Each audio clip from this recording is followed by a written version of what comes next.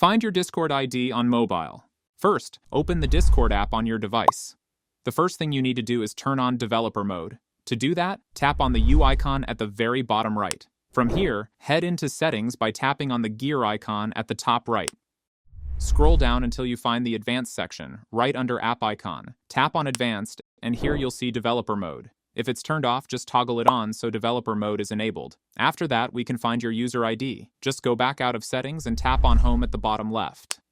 Now, I recommend opening up any server where you've sent a message or comment. For example, you can see I've typed hi a couple of times. From here, look for one of your own messages and tap on your name or profile picture. This will open up your profile screen. At the very top right, tap on the three dots, and you'll see the option to copy user ID and click on it.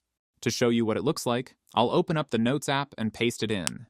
You'll see it's a long string of numbers. After that, place the pointer to the starting of the number and type this link. discordapp.com/users/then, click on the tick mark to save and you will get a link. Now tap on it and it will redirect to the profile. And that's it. Follow and subscribe for more Discord tips.